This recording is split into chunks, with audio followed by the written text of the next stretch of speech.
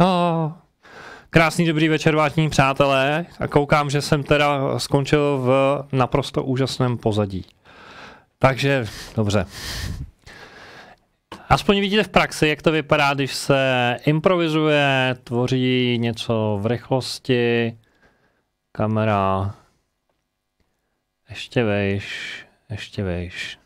Tak, krásný dobrý večer ještě jednou, tak teď už mě vidíte. Teď jsem vyplul z pozadí do popředí. Vítám vás u dnešního vysílání a dnešním tématem jsou svědectví a blízká setkání v České republice. A dnešní téma jsem si vybral, protože jsem si říkal, že pořád tady mluvím vlastně o věcech, které se dějou v zahraničí, které se dějou v Americe, v Rusku, někde okolo nás a ono to pak vypadá, že u nás v České republice, potažmo na Slovensku, jakože se nic neděje, jakože tady žádný blízký setkání nejsou, ale vy mi píšete do redakce a vy mi píšete o tom, že zažíváte taky nějaký takovýhle kontakty a některé ty příběhy jsou opravdu velmi zajímavý. Takže jsem si pokusil něco z toho vybrat. Ale než se do toho pustíme, než vám ty příběhy představím, tak mi dovolte přece jenom trošičku jako připomenout některé fakta, některé souvislosti, které s tím souvisí. Jednak něco, co se týče blízkých setkání jakožto fenoménu, je nějaká klasifikace a plus třeba i nějaký příznaky. Možná se v něčem poznáte, možná vám něco bude povědomí. Takže pojďme na to.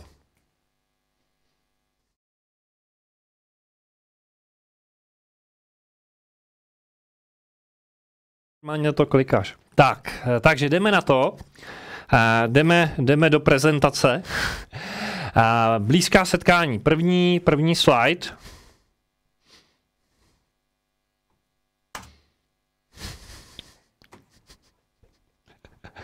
Ještě jednou, první slide. Tady se ztratí myš. Tak já si to najdu. Jo. To je kouzlo. Tak, blízká setkání. A v podstatě je klasifikace blízkých setkání, které zavedl John Allen Hynek. A jeho společník a spolubadatel Francouz Jacques Fabien Valier. Omlouvám se za francouzskou výslovnost, nejsem úplně dobrým mluvčím. Kteří zavedli vlastně první klasifikaci, která byla jako podle toho, jako jakému setkání dojde.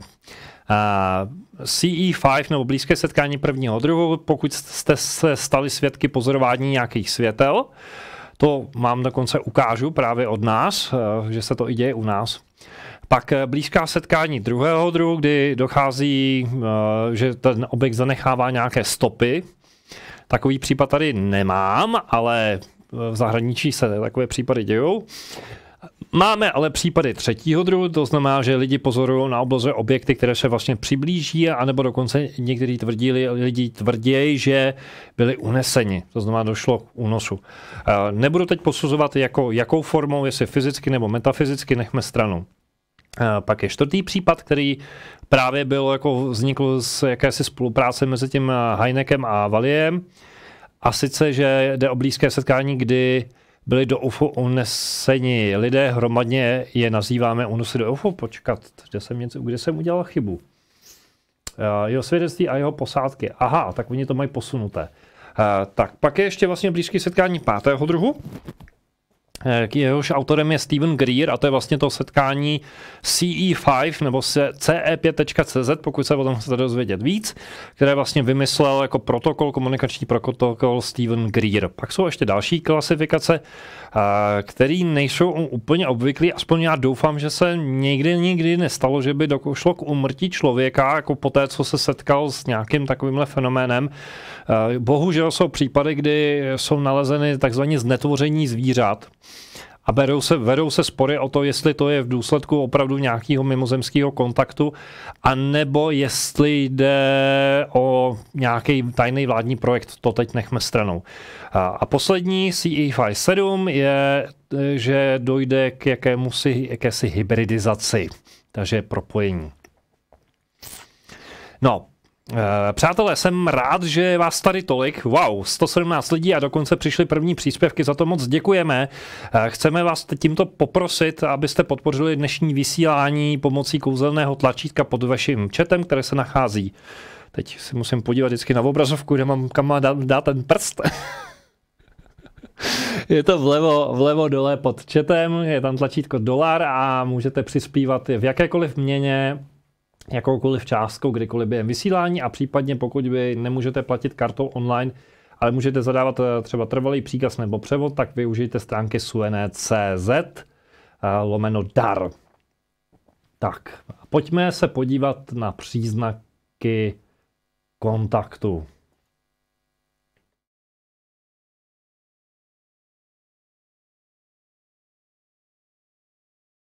Vrazit tu transkripci. Tak, pojďme se bavit o tom vlastně o těch příznacích kontaktů.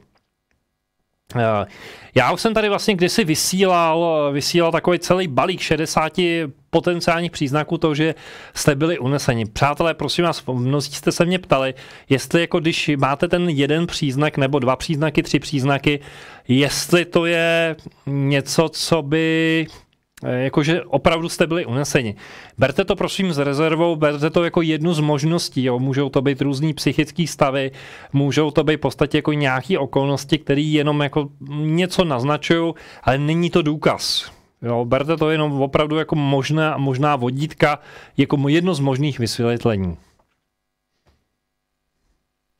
Tak, jedno z takových, vybral jsem jich z těch asi 60, jenom asi těch 7 takových, které mi přišly nejzajímavější a který svým způsobem jako korespondují s tím, co máme vlastně dneska, co vám chci dneska ukázat. První je ztráta času. Takový příznak je, že ti, jež se to týká, tak říkají, pozoroval jsem nějaký neznámý objekt a měl jsem pocit, že je dejme tomu 1 hodina v noci a že to trvalo jenom pár vteřin. Načež se ráno probudí a zjistí, že má prostě posunutý hodiny, anebo že někdo ze sousedů říká, hele, ty Franto, ty jsi tady nebyl celou noc, co jsi dělal, prosím tě? A jak nebyl celou noc? Já jsem tady spal v posteli, jenom jsem si na chvilku tady odešel na záchod, 5 minut jsem tam díval se na nějaký zvláštní světýlka a nic, jako pak jsem šel spát. No, my jsme tě celou noc hledali, kde jsi byl? Jo, ten fenomén má samozřejmě 2 polarity, buď jako, že vy zažijete krátičký časový úsek, ale jako to pro to ten vnější svět, to trvá prostě několik hodin, a nebo i dnů v některých případech, anebo v obráceně vy máte pocit, že to trvalo třeba 2 hodiny, ale v tom pozemském čase, řekněme, uběhne třeba jenom pár vteřin. Jo, takže to je obojí. Další fenomén, který je taky velmi zvláštní a který vám i ukážu v kontextu České republiky, tak to jsou různý znamení na těle, různý symboly. Tadyhle prostě vypadá to jako tetování, ale opravdu je to spíš jako nějaký jako pigmentový skvrny. A když se podíváte zblízka, tak zjistíte, že to jsou jako tečky, nebo že typicky je to ten ornament, který tam vidíte asi ve třech případech. A nikdo nedokázal zatím rozumně vysvětlit, co to je a čím je to způsobeno a proč někteří lidé to mají a někteří ne. No většina lidí to nemá, ale proč to někteří mají a proč se jim to děje, za jakých okolností se to stává. Pak dalším případem jsou implantáty. To je takový hodně diskutovaný téma v různých souvislostech, v rámci různých konspiračních teorií, jestli to třeba dělá vláda, nebo jestli jsou to ty mimozemštění, nebo jak to je. Někteří lidé si to tam dávají dobrovolně, různá tělíska nebo různé čipy. Řekněme, že tenhle fenomén má jako nějakou tradici a pokud jste četli knížku Mimozemšťané, tak je tomu věnováno tam několik kapitol nebo několik příběhů nebo několik svědectví od lidí, kteří se tím fenoménem jako prakticky zabývali, to znamená vyvíjeli čipy. Specifickou skupinou jsou vlastně jako implantáty, o kterých se říká, že jsou takzvaně od mimozemšťanů. Těmhle případy se zabýval svého času doktor Roger Crevin Lear. A ten byl v svojí profesí chirurg a vlastně lidem, kteří tvrdili, že něco takového v těle mají, tak pomáhal to vlastně vyoperovat a dokonce i analyzovat. Tyhle předměty se nacházely, většinou říkám, měli to v boku nebo v nohách, v kotníku, v nose, v ruce, jo, na různých místech.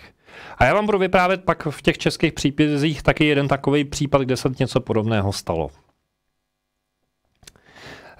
Další fenomén, který je mi trošičku blízký, a neberte to úplně doslova, kdo znáte živý sny, tak jste si to možná zažili taky, stejně jako já, že prostě ve snu se dá dělat ledacos, mimo jiné třeba procházet zdí. Takže jsem zažil zážitek, jako že jsem prošel zdí nebo prošel jsem oknem.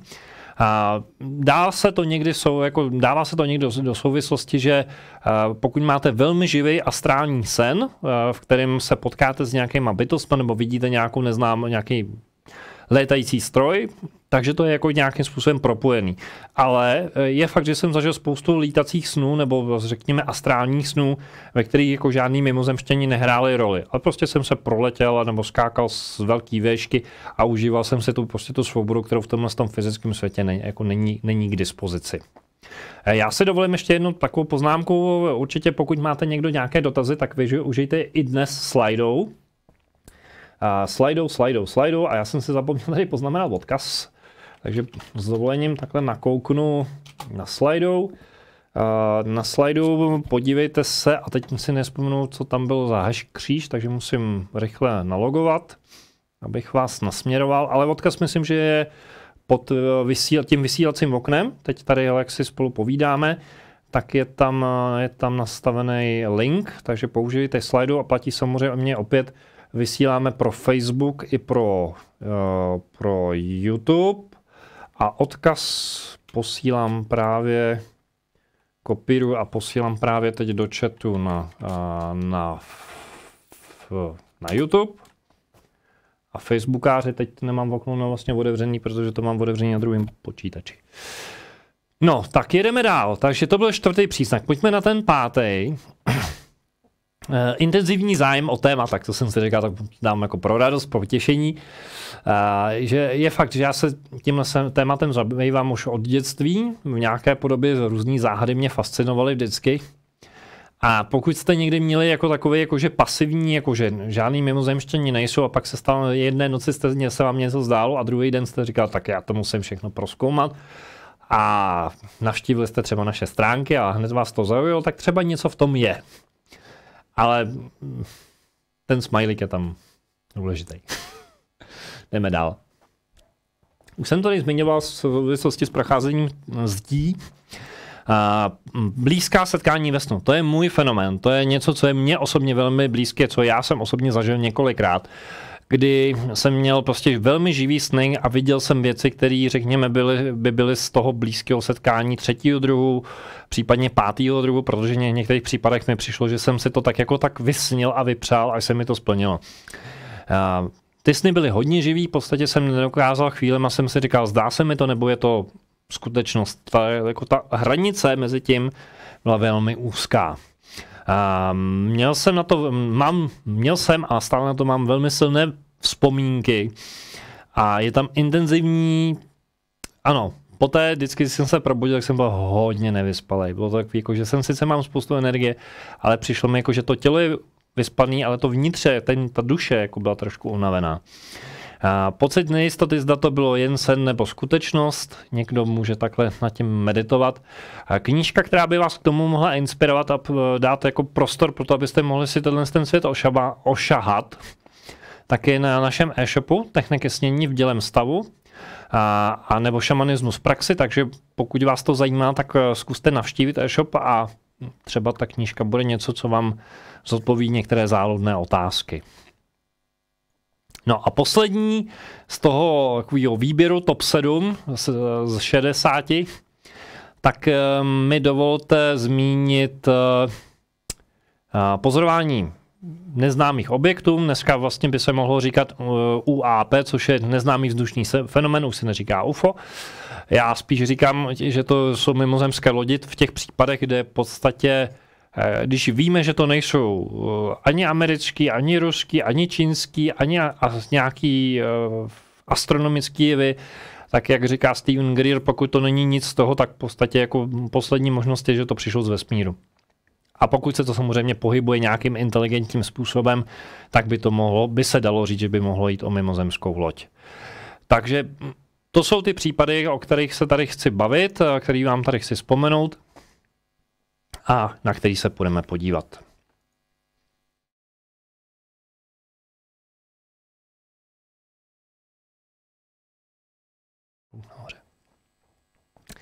Tak, pojďme se podívat na ty neznámá světla, neznámé události, které jsou, nebo neuchopitelné události, které se dějou na naší české kotlině. Já si tady jenom s dovolením nakliknu naše přátelé na Facebooku, protože nevím, jestli třeba se taky na nás něco chtějí zeptat.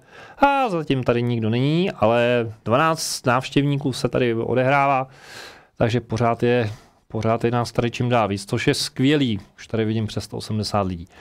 Tak, já začnu v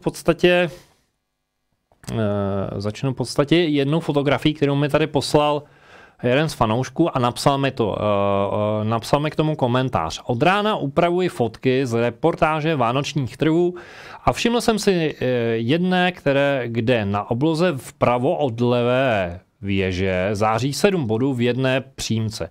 V pravidelných odstupech je možné, že je tam i 8. bod za 5. bodem zleva. Určitě to není vada objektivu, ani vada expozice, ani žádné známé souhvězdí. Pro ty, kdo se zajímají o fotografování, tak zkusím říct nějaký technikálie. Já doufám, že to je vidět, jo, protože ono to bylo hodně slabý. Takže možná budete muset hodně roztáhnout, nebo kdo používáte mobil, tak si to pustit pak ze záznamu ještě jednou na nějaký větší obrazovce, abyste viděli, protože ono to tam hodně slabé a ty body tam skutečně jsou v tom kolečku.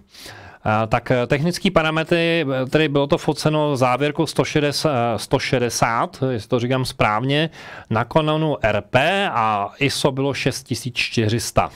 No a kde to bylo vyfoceno, místo je Rottenburg v Německu a fotka byla pořízena v podvečer 29.11.2019, takže to relativně čerstvé.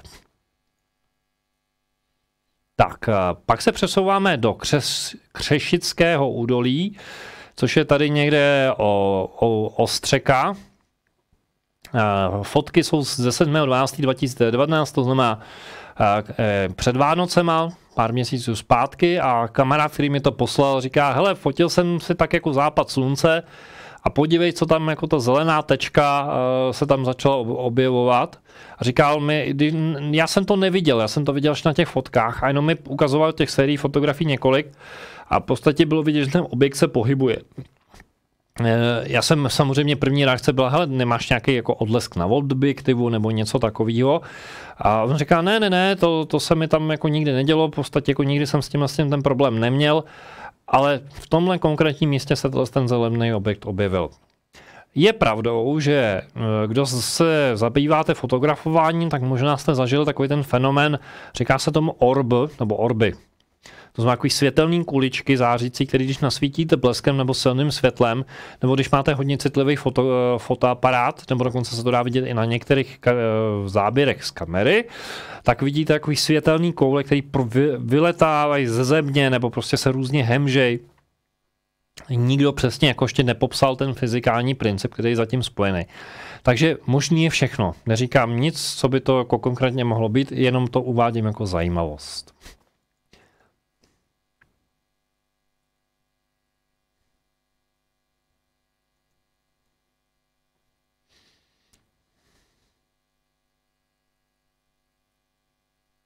No, já jsem tady ukazoval v tom top 7 případů, vlastně těch příznaků, co by mohlo být vlastně jako jedno z možností a jedna z věcí, jako že máte na těle nějaký znamení.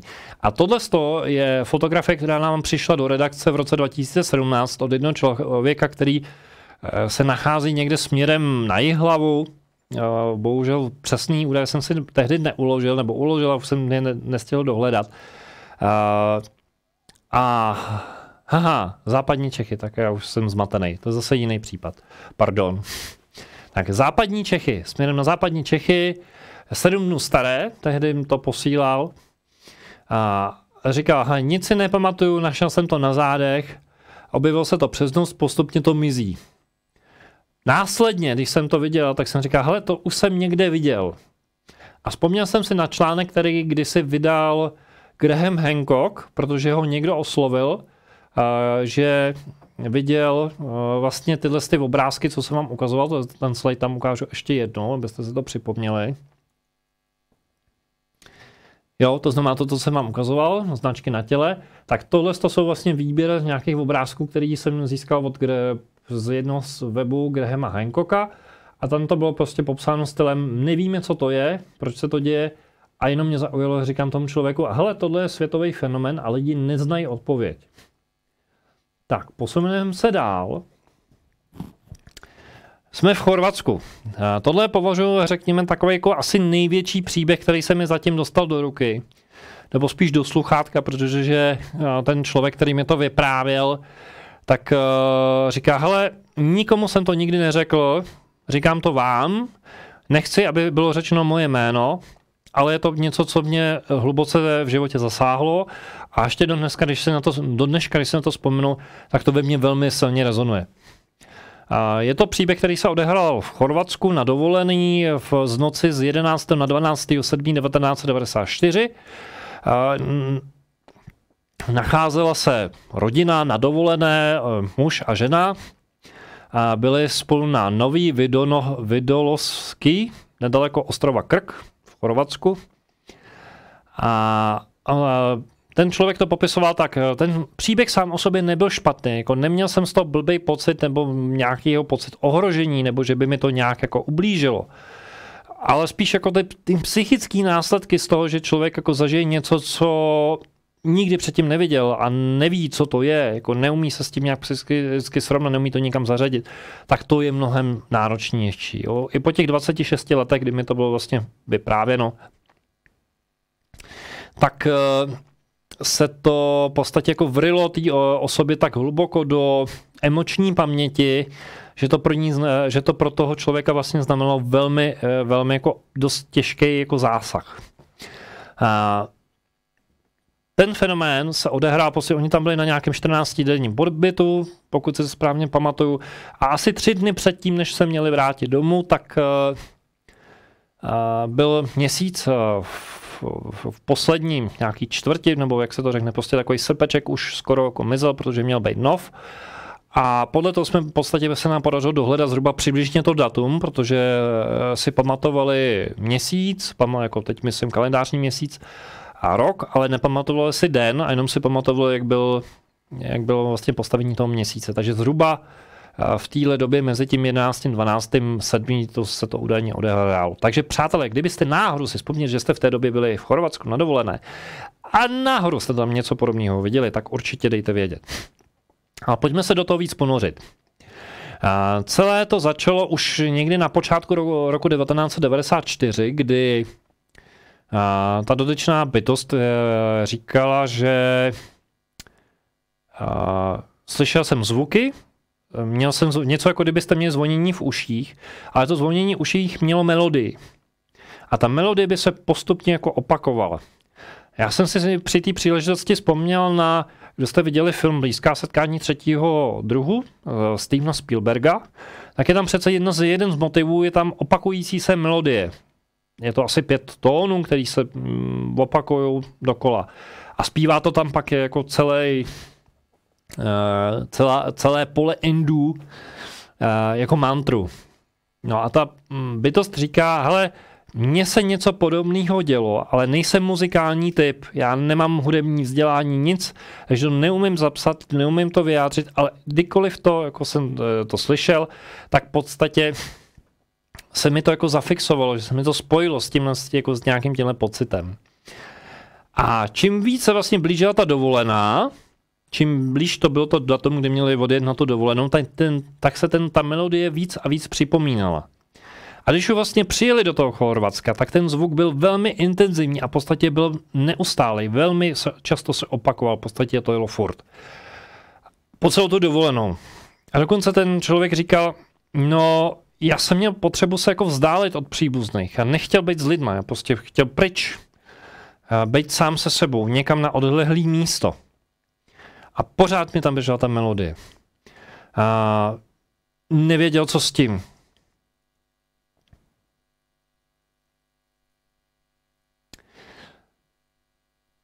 Až přišla ta inkriminovaná noc, je z 11. na 12. A v podstatě popisuje situaci, kdy říká, v noci na záchod normálně nechodím. Něco mě zbudilo, šel jsem na záchod a měl jsem výhled z okna. A jak jsem se tak podíval jako přes rameno z okna, tak si tam tak trůním, tak jsem uviděl nad horizontem, že jsme měli výhled z pobřeží, vlastně z toho apartmánu, jsme měli výhled na pobřeží a na moře a směrem na ostrov Krk, tak jsem uviděl světla, nebo světlo, zářící světlo, obrovský zářící světlo. Vyběhl ven ze záchoda a šel, pojď se podívat, budí partnerku, běž, pojď se podívat. Šli jsme ven na zápraží, na terasu a pozorovali obrovský zářící objekt. A když jsem se ptal, jako, jak to vypadalo, tak říká, mně to připadalo, jako kdyby někdo ozářil, rozsvítil obrovský parník. Ale ten parník neplul po vodě, ale ten plul po obloze. Tak jsem říkal, tak jsem tak jako si taky uběžilo mi hlavou, tak třeba je to jenom nějaký odlesk. Jo. A byl jsem vyveden z konceptu, protože mi bylo řečeno, ono to tam svítilo zhruba jenom nějakých 30 vteřin. Jako velmi krátce. A pak to udělalo blesk, jako výbuch, nic a zmizelo to.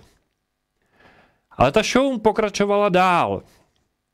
Protože jak byl výhled nad vlastně jakoby přes tu vodní hladinu na ten ostrov Krk, který je vlastně v dálce, tak zhruba ve vzdálenosti 10 až 12 kilometrů z výhledu jako, teď bych to nazval vlevo, jako na levý horizont, kdybyste se dívali na levý horizont z pobřeží, tak se najednou vyrojily světla.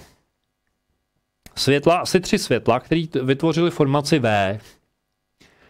A ty světla začaly se jako chvíli pohybovat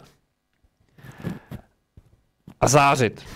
A ten dotyčný říká, můj intenzivní pocit byl, že to byly hmotné objekty, že nešlo o žádné stíhačky, nebyl slyšet žádný hluk, byl naprostý ticho.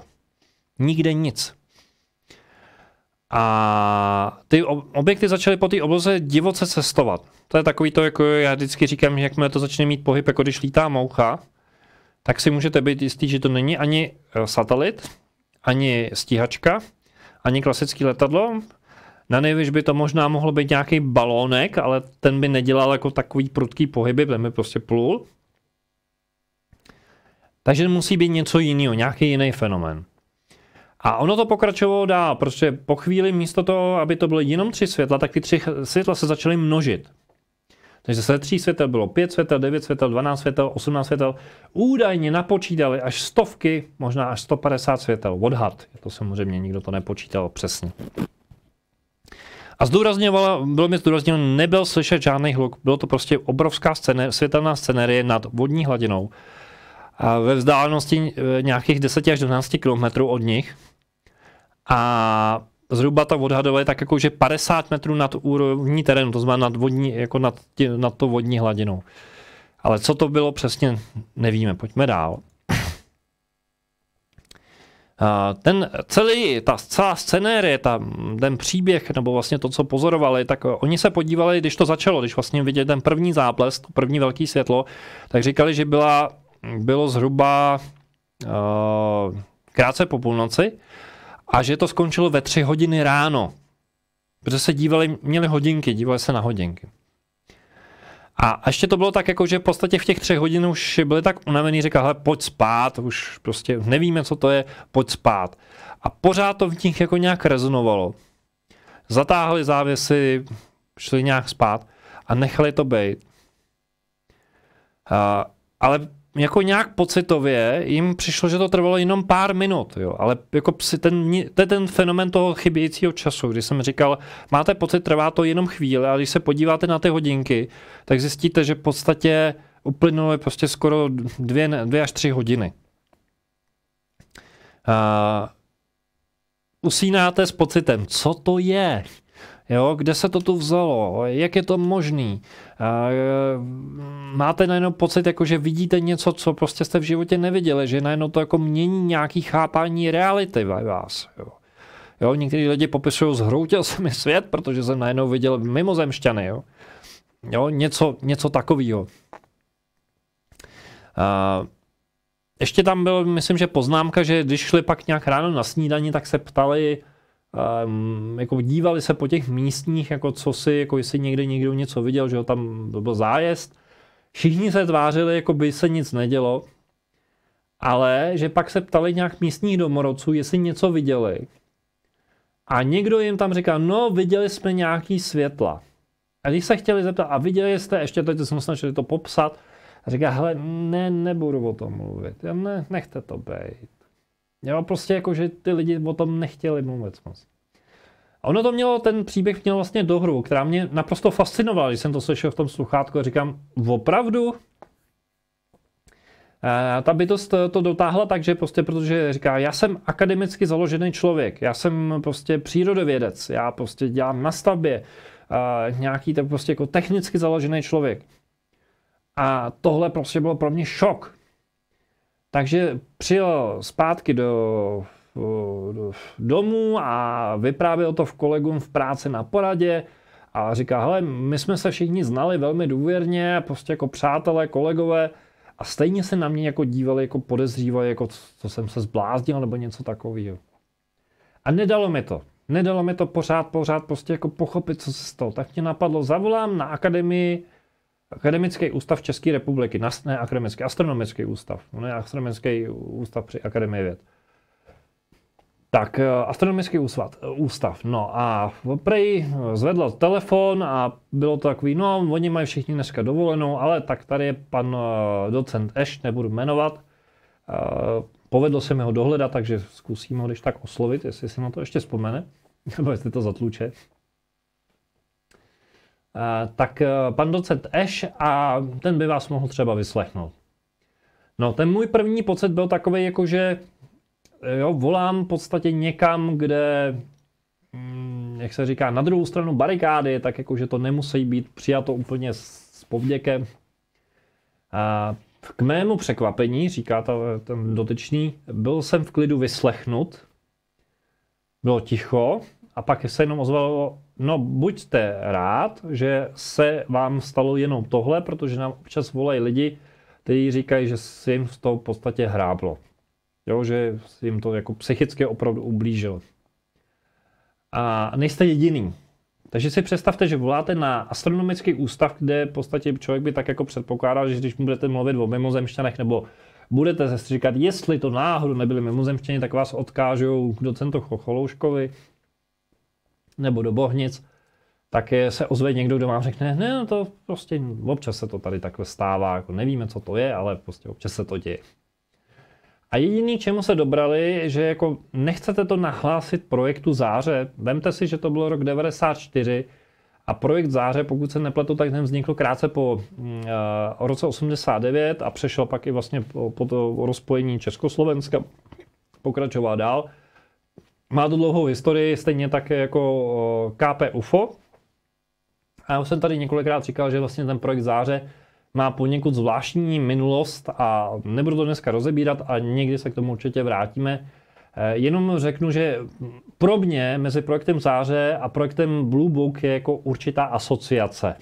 Jo, prostě něco tam mi přijde, že tam jsou společné rysy.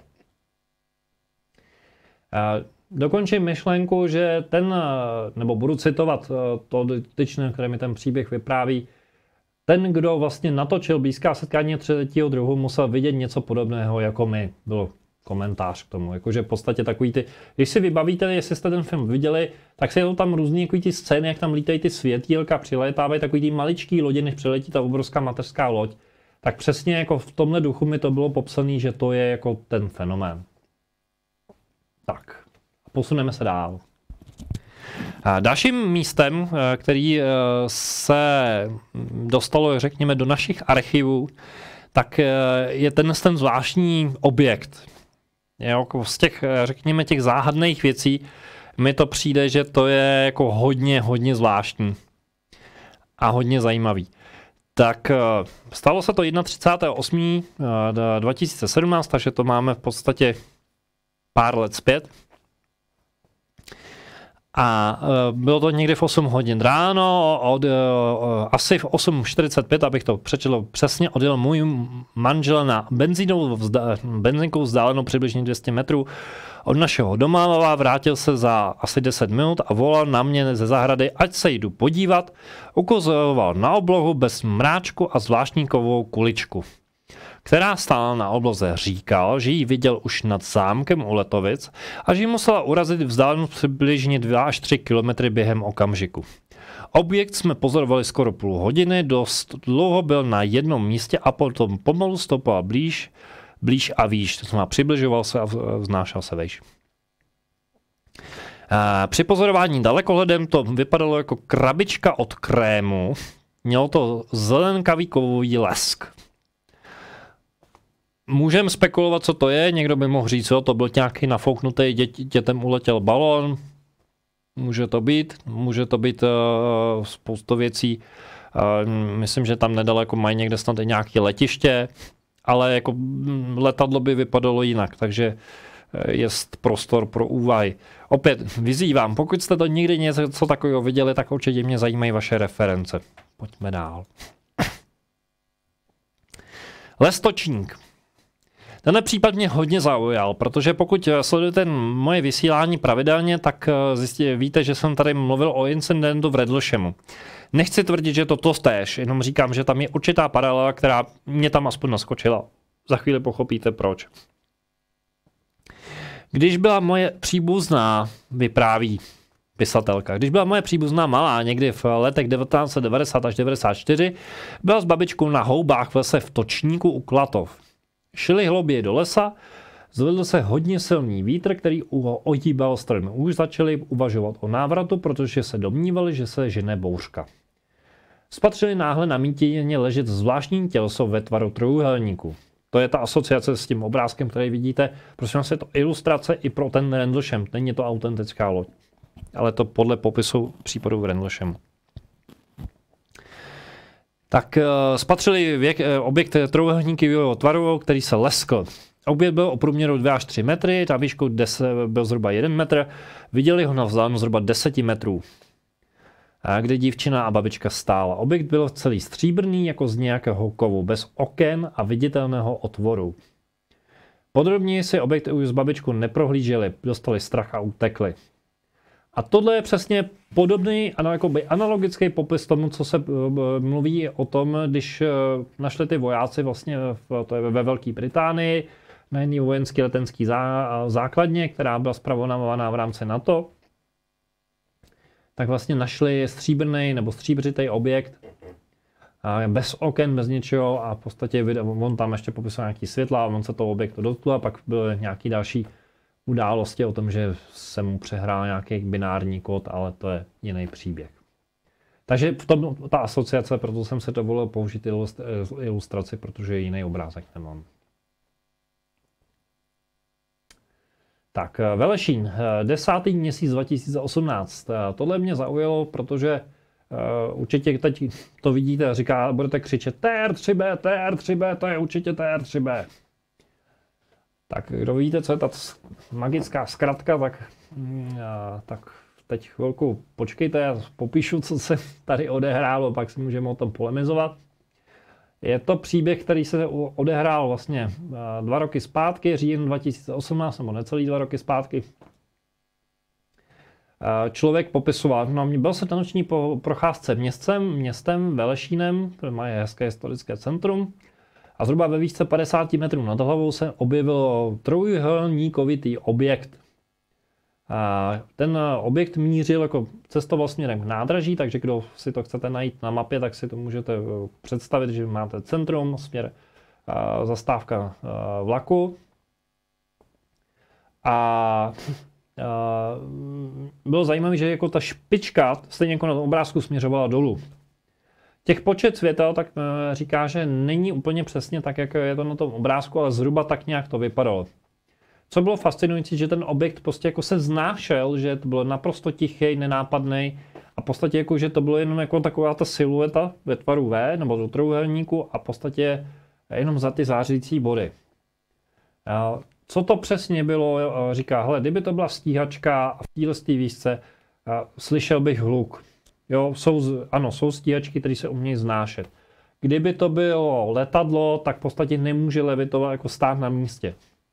Musel by to být na nevěš nějaký rozářený balón, ale jako co by to tam dělalo a proč by se to jako takhle pohybovalo a proč by to pak posléze zmizelo. Jo, že pak popisuje, ono to vyselo, pak se to začalo pohybovat velmi rychle. Takže záhada. No a já jsem mluvil o tom TR3B. TR3B je fenomén, o kterém se teď jako občas mluví, že podobné objekty ve tvaru V, tak se objevily v Americe, světla nad Phoenixem, další incidenty, dokonce existuje případ, který popisuje, že podobný nějaký takový objekt proletěl nad Velkou Británií přes, myslím, že nějak teď Belgie, Francie, Německo, možná dokonce i v České republice. Jinými slovy, že to procestovalo jako kus světa a bylo vidět něco podobného. Objekt ve tvaru V, na kterém byl svítit světla.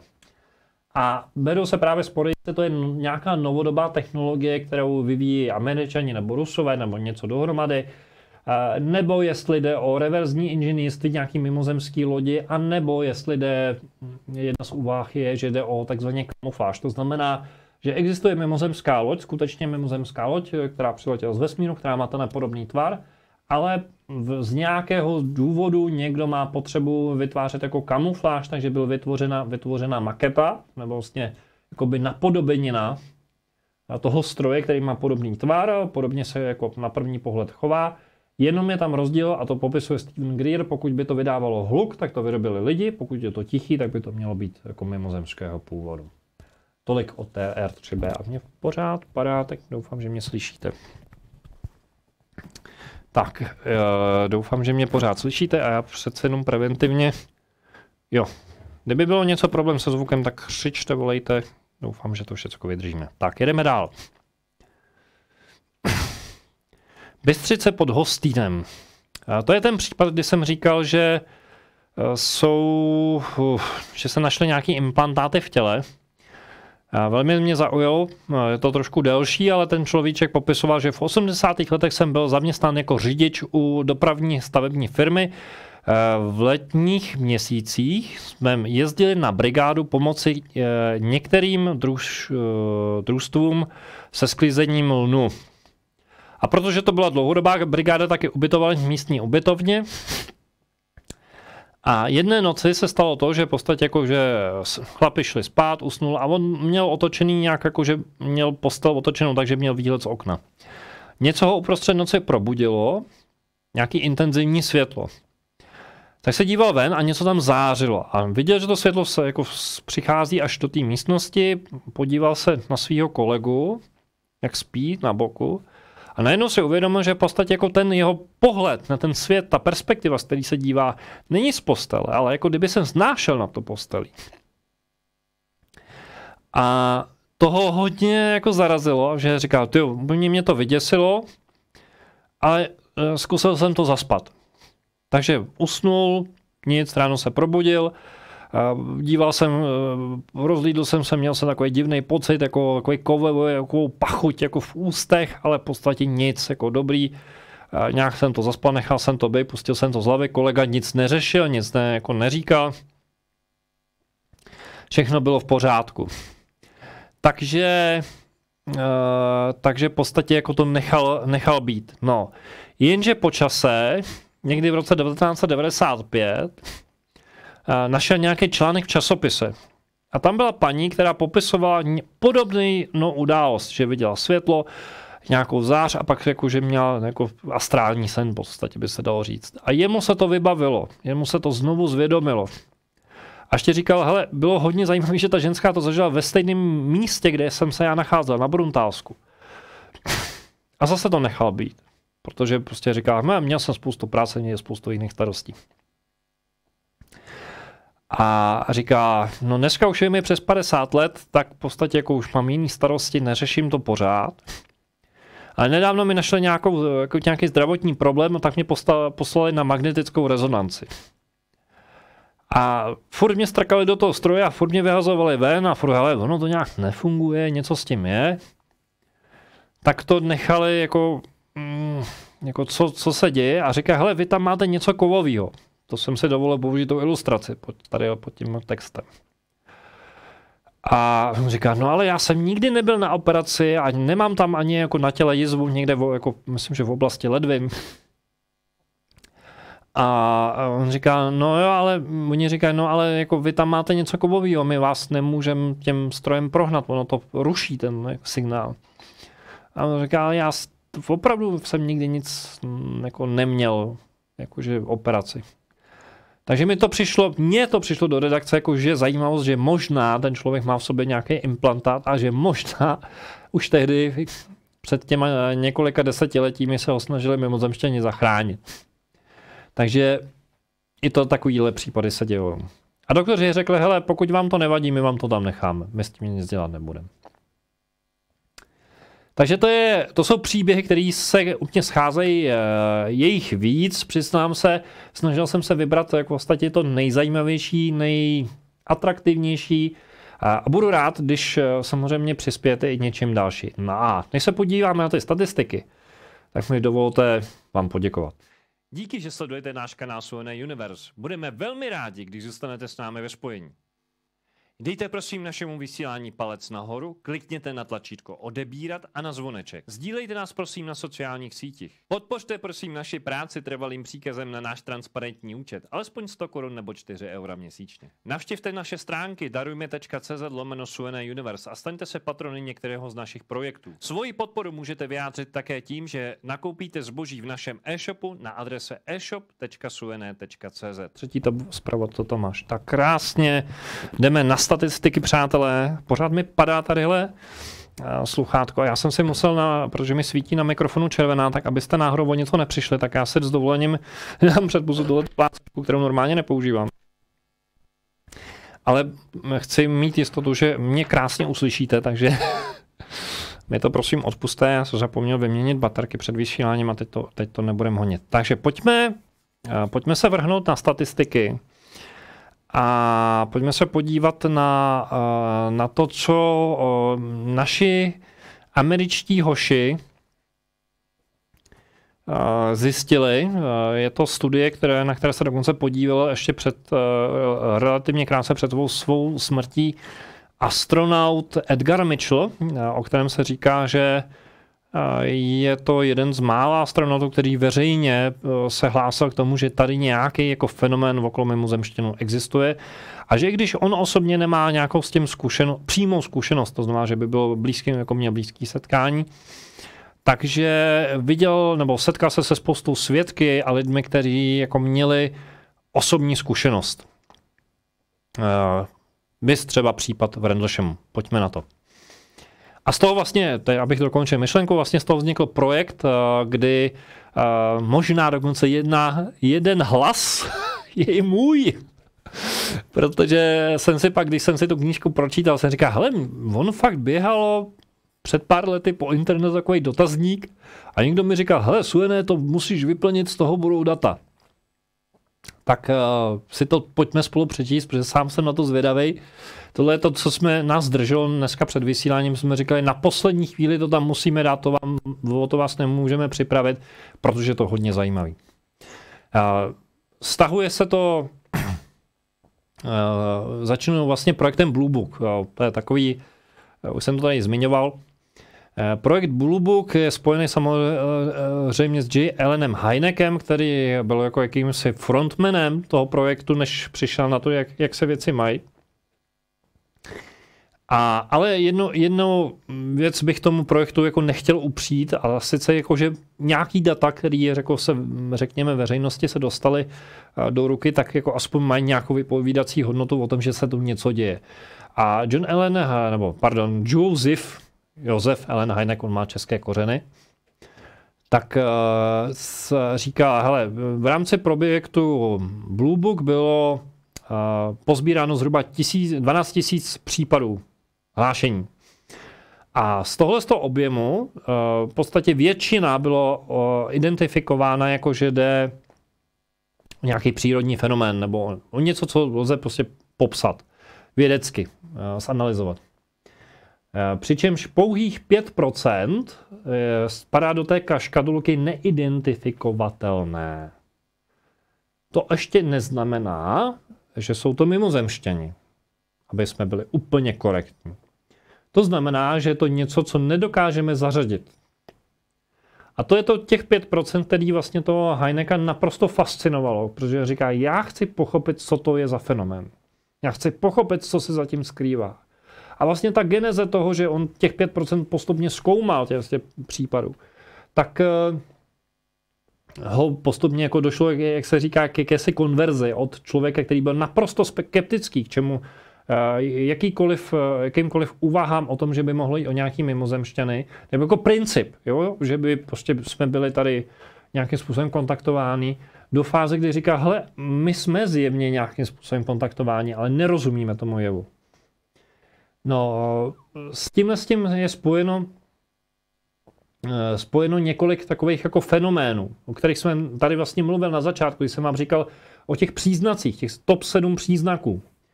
Byla vlastně prováděna analýza v rámci takové velmi tlusté knihy, kterou bohužel teď tady nemám po ruce a někdy tady s ní před kamerou zamávám, abyste věděli, o co jde. Myslím, že se to jmenuje Beyond UFO v angličtině. Je to fakt tlustá bifle statistických dat, které jsou vlastně z toho vzorku pozbírané. A bylo to provádění na vzorku několika tisíc lidí. A z toho vzorku vlastně vyšlo na základě těch odpovědí respondentů, že zhruba 40 až 75% lidí, kteří měli nějakou formu blízkého setkání, tak měli problémy s tím, že jim přestaly fungovat hodinky. Jo, a samozřejmě berte to tak, jako že hodinky opravdu byly opravený, funkční, nabitý, všecko v pořádku, ale poté, co došlo k tomu kontaktu, tak prostě došlo k nějaký poruše. Zhruba 16 až 63% jsou to procenta? Rozsahy? Jo. Poprosil o nápovědu. Ne. To je improvizace, víte co? To je prostě, aby člověk nedělal to.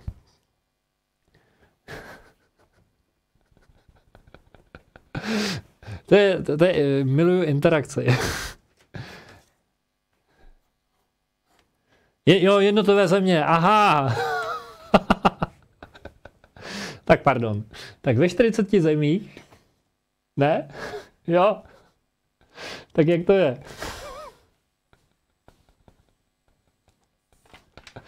Musíš psát tiskace.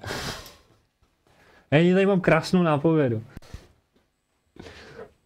Až se přestane bát, tak bude vysílat se mnou. Ježiš, já to schytal. Tak 75% nefungovaly hodinky, 63% měly elektrická zařízení, která přestala fungovat. To znamená principiálně, já nevím, auta,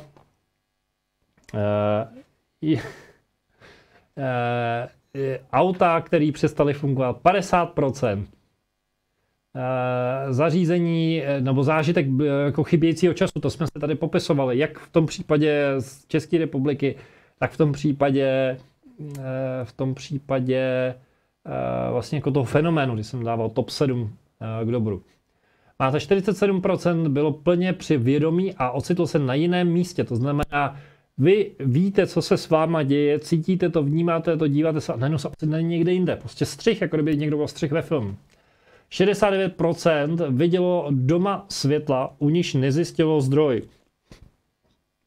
Takže to je zase to, bych mohl asociovat s tím příběhem, který jsem vám vyprávěl předtím. To znamená o tom pánovi, který pracoval někde na poli, šel spát a uprostřed noci se mu objevily zářící světla, nebo s těmi manželi, kteří odjeli do Chorvatska a vlastně viděli záři světla, která prostě přišla od moře, ale v podstatě jako taky něco takového. Takže jakože tyhle věci se dějou a dějou se i u nás. Pojďme dál.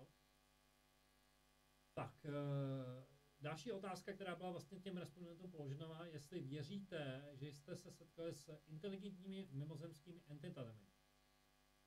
67% odpovědělo, že ano, 50% odpovědělo, že ne. A 38% řeklo, že neví. Tak, viděli jste inteligentní oválný stroj, nevyrobený člověkem na obloze či na zemi?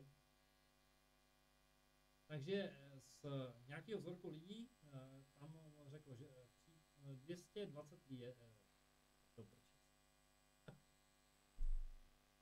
2217 lidí řeklo, že ano, což je 77% celého objemu. Viděli jste létající stroj i jiní svědkové, to znamená, nebyli jste v tom sami, to znamená, v téměř 14 těch případech řekli ano.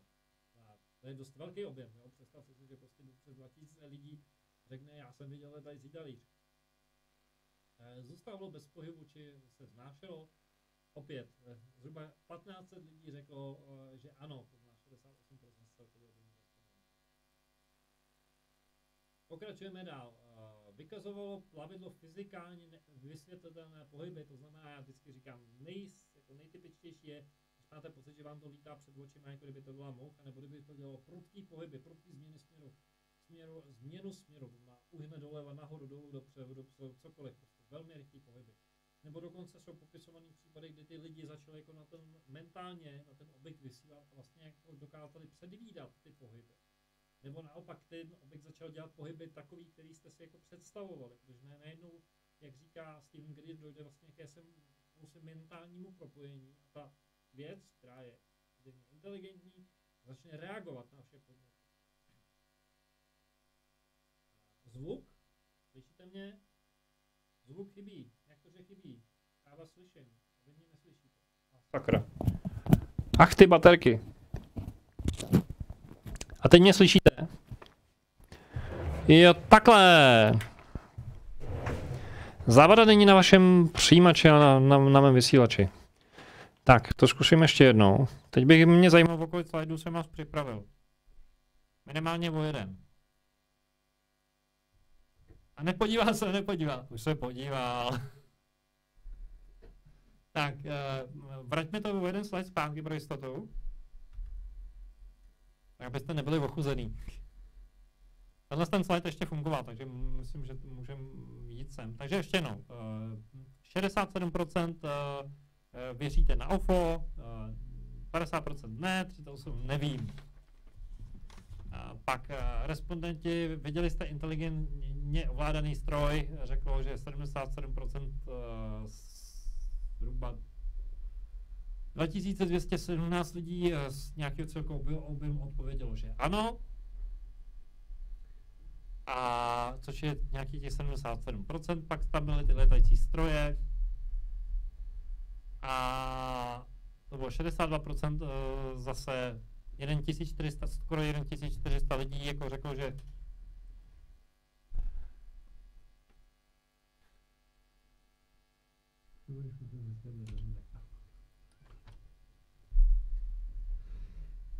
zůstával bez pohybu, či se vznášelo, to znamená statický objekt. 1556 lidí řeklo, že ano, 68% celkového objemu. Jdeme dál.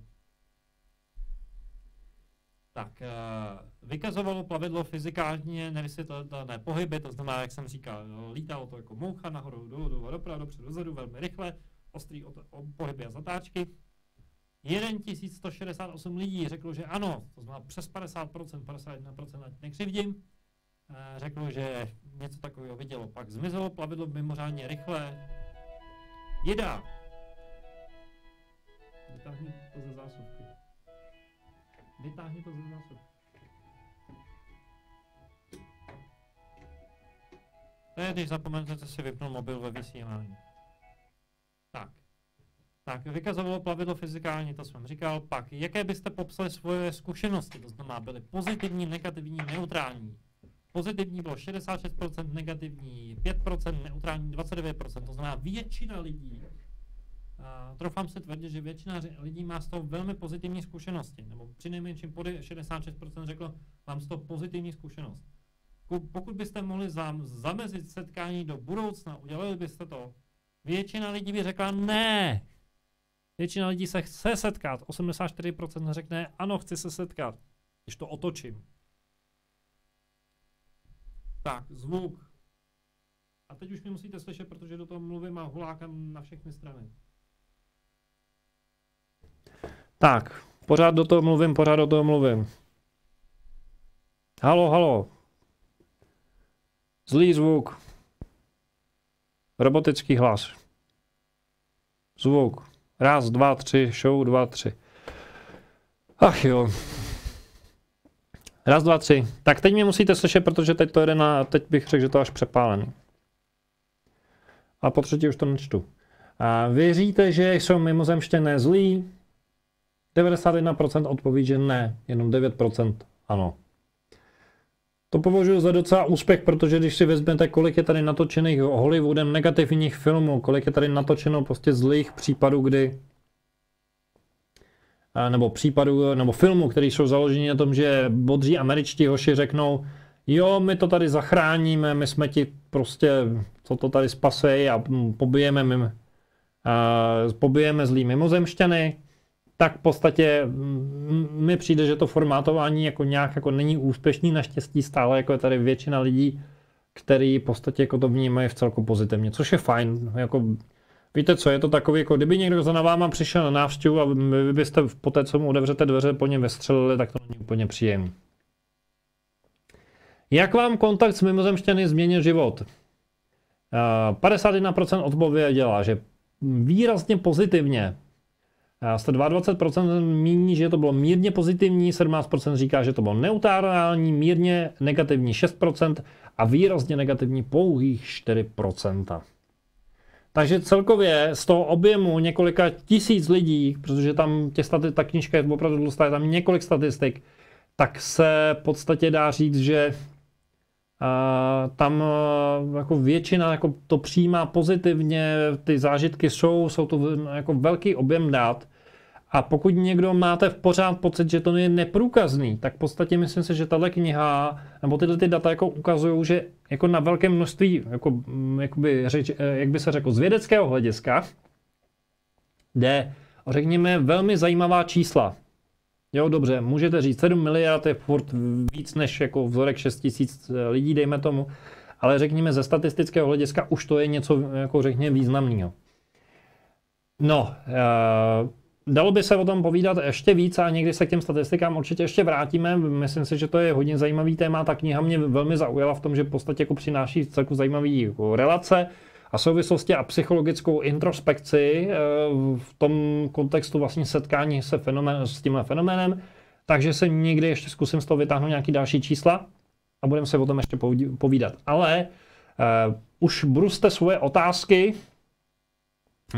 Využijte Slido, připomínám Slido, kopíruju do chatu na YouTube. Můžete se podívat, kdo se díváte na Facebooku, tak odkaz na Slido hledejte pod heslem nápověda. Dnešní vysílání má heslo UFO-svědci, když to napíšete dohromady, tak by vás to mělo napojit na místnost, na Slido.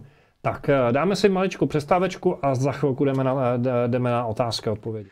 Díky, že sledujete náš kanál Suene Universe. Budeme velmi rádi, když zůstanete s námi ve spojení. Dejte prosím našemu vysílání palec nahoru, klikněte na tlačítko odebírat a na zvoneček. Sdílejte nás prosím na sociálních sítích. Podpořte prosím naši práci trvalým příkazem na náš transparentní účet, alespoň 100 korun nebo 4 eura měsíčně. Navštivte naše stránky darujme.cz/Suene Universe a staňte se patrony některého z našich projektů. Svoji podporu můžete vyjádřit také tím, že nakoupíte zboží v našem e-shopu na adrese e-shop.suene.cz. Počkej, já bych to chtěl přežít.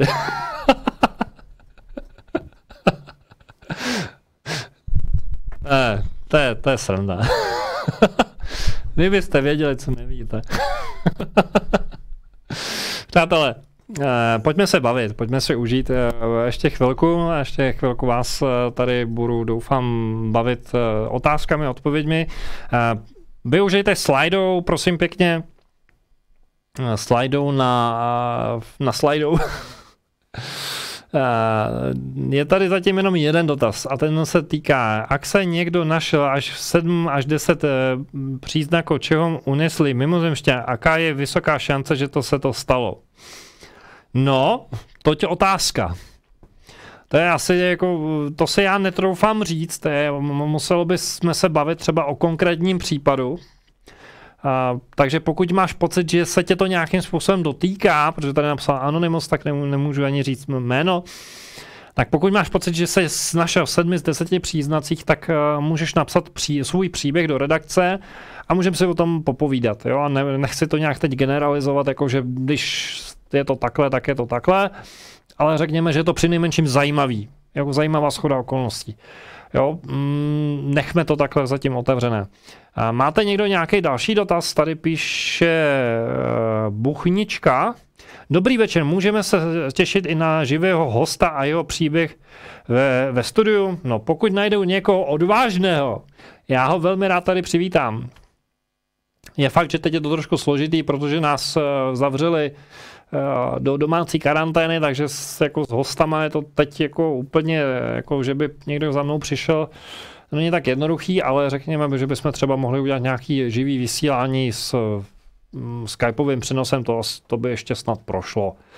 Na to nás nikdo uhánět nebude. Musím říct, že těch příběhů se v podstatě jako sešlo docela dost a vlastně jsem se ptal i naší Monči editorky, jestli někde na webu máme nějaký soupis. Když se podíváte na stránky Suene Universe a otevřete si tam kategorii vaše příběhy, tak se jdu sám sobě si podívat. Ale je to tady požehnaně. No, je tady 3x4, asi 12 příběhů tady vidím. No a dokonce na 2 stránky, takže toho je víc. Akorát nám tady trošku spadl server. Co pak se to stalo? Tak musím opatrně. No, takže tady přes 12 příběhů, který jste nám zaslali a další budeme zveřejňovat. Takže 12, 13, jo. A jsou docela černý, takže sledujte dál, nebo dívejte se dál. Pokud máte nějaký další dotaz, tak jsem s ním, že se šíříme do finále, nebo blížíme se do finále. Ještě mi dovolte, abych vám ukázal nějaký knížky, které si myslím, že by se nám mohly hodit na čtení. No, určitě, když nás navštívíte našem milém e-shopu, e-shop.suene.cz, budeme velmi rádi, i přestože se dějí ve světě různé a divoké věci, tak náš e-shop stále funguje dál, možná trošičku se budu muset omluvit za trošku delší dodací lhůty, protože je to přesně složitý, ne pro každého z nás. Ale furt fungujeme, furt doručujeme, není to problém. Takže pokud by se vám něco v našem e-shopu líbilo, tak budeme jenom rádi. Co určitě je techniky snění, o těch jsem tady mluvil, pak knížky, které mám velmi rád a ukazoval jsem je tady v souvislosti s Egyptem, takže znovu připomínám a doporučuji Patenty faraonů, Zakázaná egyptologie, Ztracené technologie stavitelů pyramid. A přátelé, tady někde na stole já ho mám. Ale vy ho nemáte. A proč vy ho nemáte, to by mě zajímalo. Třeba mi někdo řekne. Takový krásný Ankh. Takže, kdo máte rádi mystiku, egyptskou mystiku, tak klíč života, neboli Ankh. Doporučuji, máme tady 2 kusy skladem, takže můžou být v podstatě, když dneska objednáte, tak zítra odesíláme. A nebo nějaký jiný přívěšek, náhrdelník na náhrdelník, horovo oko a jiné další šperky. Takže doporučuji, navštivte náš e-shop.suene.cz. Další věc, přátelé, už jsou lístky, už je to tady, už jsem to říkal včera, platí i dnes. Navštivte suene.cz/vstupenky nebo otevřete si stránky SMS Ticket, a zadejte 3. konference Suene Universe nebo 3. konference nebo Suene Universe, cokoliv Suene, všechno funguje. Najdete stránku na SMS Ticketu, kde můžete zakoupit zvýhodněné vstupenky. Konečná cena vstupenek bude přes 1000 korun, proto doporučuji využít předprodej, kde máme slevu až 25%. To znamená, vstupenka teď aktuálně stojí pouhých 790 korun. Ale ta cena bude stoupat, jak se ten termín bude blížit a jak budou lístky mizet. Máme k dispozici obrovský sál pro zhruba 200 lidí, tak pojďte to vyprodat, ať je nás tam co nejvíc. Ať si to spolu užijeme a pokud si říkáte, kdo bude hostem, tak jak už jsem říkal, máme domluveného Roberta Bernatoviče, který tam byl už vlastně minulý rok, v listopadu 2019, tak jsme ho poprosili, aby přijel ještě jednou. A vyprávěl nám něco ze svého obrovského archivu Nautilus, svého projektu Nautilus. Jeho sekundantem bude opět Václav Kvat Urban, který ho bude překládat a samozřejmě bude mít i svůj vstup. Já se tam určitě taky s něčím pochlubím. No a jednáme s Petrem Wachlerem, který vlastně připravuje 6dílný miniseriál pro Netflix, na kterém jsme se podíleli, na kterém jsme pomáhali dělat konzultace s některými věcmi, tak doufejme, že bude možnost vám ten seriál představit, udělat nějakou ukázku. No a další lidi, jako jsem zmiňoval Roberta Fleischera, tak z toho jsme už oslovili, nám odpověděl, že by zájem měl, takže musíme vyjednat podmínky. No a další, a vlastně nově jsme připojila Edita Tichá, která se zabývá kraniosakrální biodynamikou. Možná si říkáte, co mimozemštění a kraniosakrální biodynamika.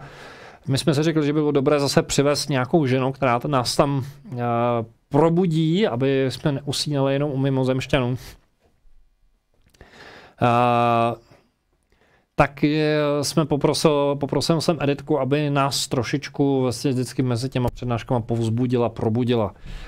No a samozřejmě ještě jedna věc, kterou musím zmínit, a sice to je knížka Mimozemšťané, kterou máme na dalším slajdu.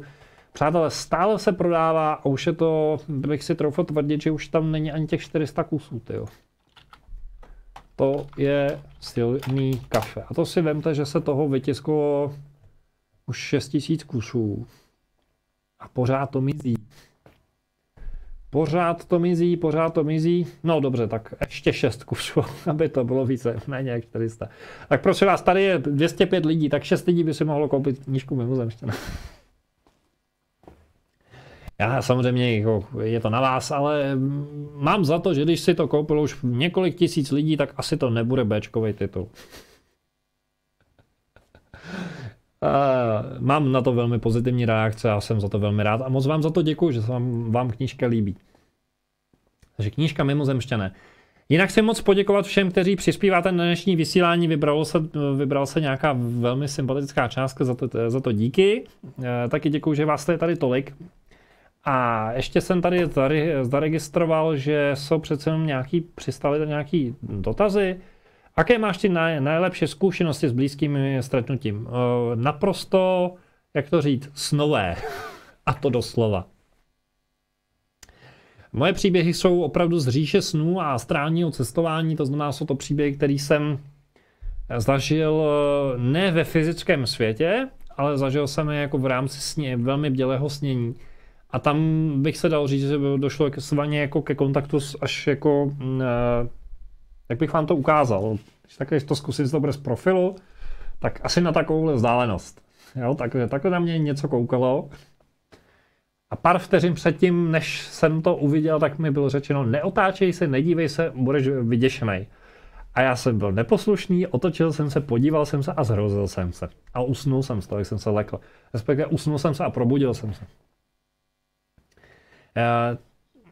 Jak bych to popsal, bytost, která v podstatě velmi blízka na mě takhle koukala, světelkující průhledná na zelenkavě bytost bez jakékoliv grimas, nebo prostě jako oválný, lehce vejčitej tvar, průsvětná, bez vlasů, na mě koukala a prostě jen takhle na mě zírala a jen jsem se lek.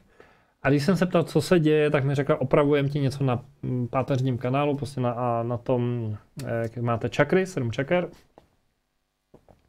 Tak se to v podstatě něco mi tam štelovalo, ale nevím, podrobnosti neznám, nepamatuju si to. Jenom vím, že jsem z toho byl hodně vyděšený. No, pak je tady další dotaz. Jaké máte názor Suenen anebo zkušenosti s šamanským spojením, komunikací s duchovným světem pomocí například houbiček nebo dechových rituálů? Tak s houbičkami mám zkušenosti nemám. Mám zkušenosti, trošku jsem se zahrával s hyperventilací nebo holotropním dýcháním, chcete-li. Přiznám se, že ten tón pro mě bylo hodně fyzicky namáhavý, takže jako nikdy jsem se nedostal tak hluboko, aby mě to někam, jako řekně, odneslo, ale dělal jsem, i provázel jsem dokonce takzvanou šamanskou cestu do dolního světa, která je založena hodně na vizualizaci a práci s podvědomím. a s tím mám zkušenosti a měl jsem tam vize a zážitky, které mě v životě do jisté míry inspirovaly. Takže něco takového jo, ale fakt jako nějaký, jak to řekneme, když bych to řekl, nechci říkat omamné látky, ono je to trošku zavádějící, protože ono to pak jako svádí, jako že to něco špatného. Ono není, ta látka sama osobně není špatná, ono je špatný, jak s tím lidi někdy nakládají, takže to jsou dvě odlišné věci. To je stejně jako když máte nůž, jako nůž se dá použít na krájení a bohužel i na zabíjení. Takže to je, řekněme, podobný fenomén. Takže to je asi tak jako všechno, co tady mi tady přistalo, nebo jsem možná, hele, tady je něco ještě možná, bych někomu nekřivdil. Iveta, čauko, ahoj Ivetko. Jaká je podle tebe nejpravděpodobnost, že v Česku uvidíme na obloze UFO? Jejda. Takovou statistiku neznám. A vždycky si vzpomenu na ten příběh, který jsem vám tady už několikrát vyprávěl o tom člověku, který v podstatě mi kdysi před lety volal, je to už, myslím, že 2016, já už to nepamatuju, mám to někde nahraný ten rozhovor a možná ho někdy přepíšu a stejně jako tohle svědectví, tak ho zveřejním v nějaký pozměněný formě, abych zachoval anonymitu.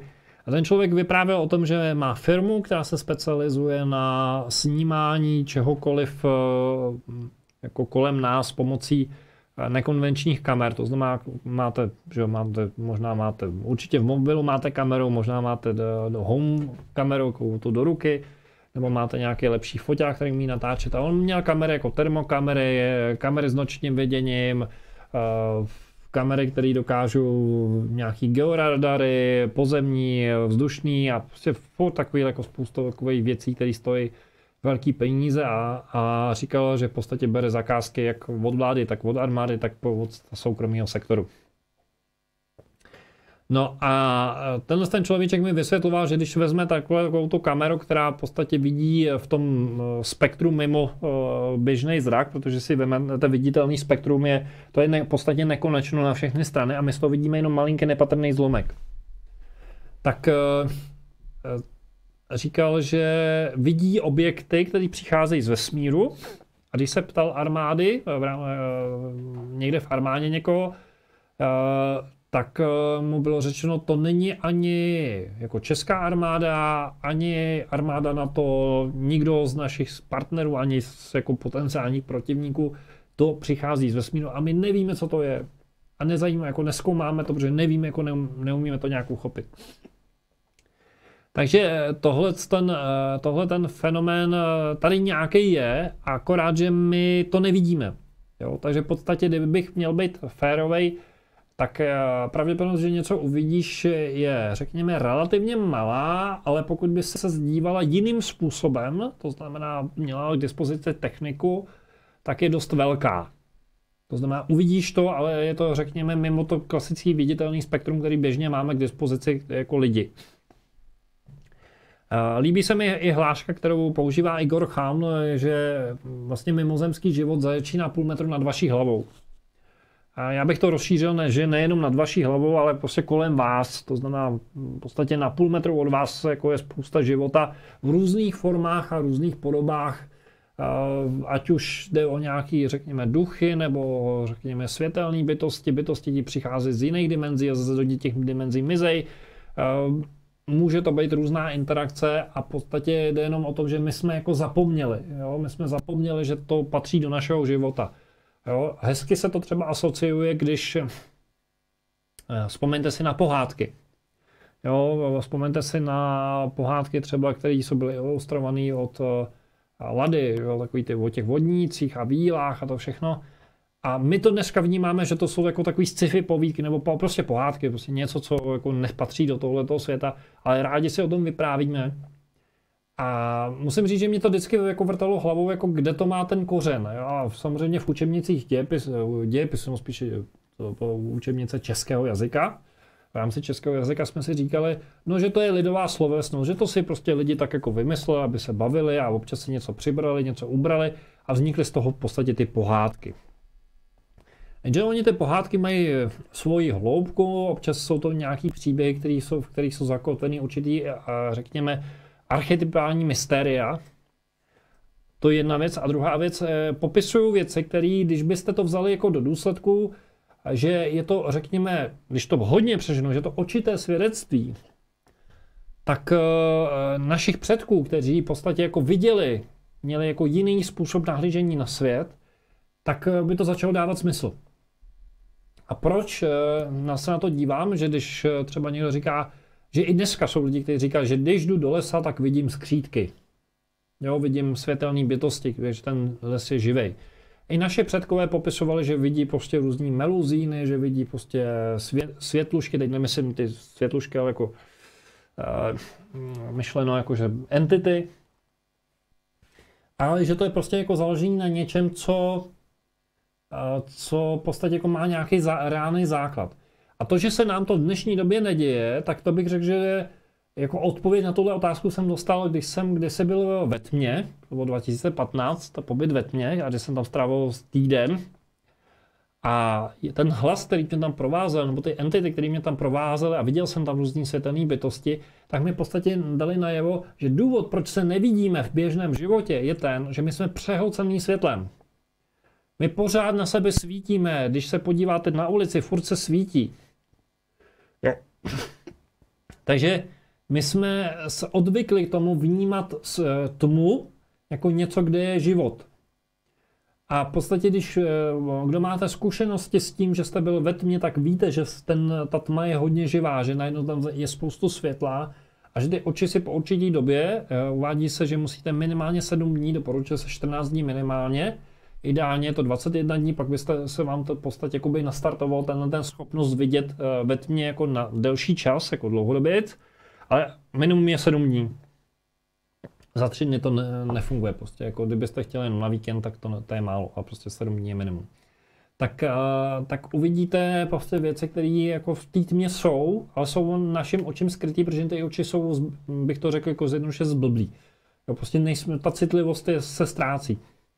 Takže ono tam něco je, jo? V podstatě jsme schopní jako to vypozorovat, ale chce to být na to trénovaný nebo mít na to techniku. Tak a tady hele, proskakují další otázky, takže já se na tím ještě vrátím za chviličku. Dovolte mi maličku přestávek. Díky, že sledujete náš kanál SUNA Universe. Budeme velmi rádi, když zůstanete s námi ve spojení.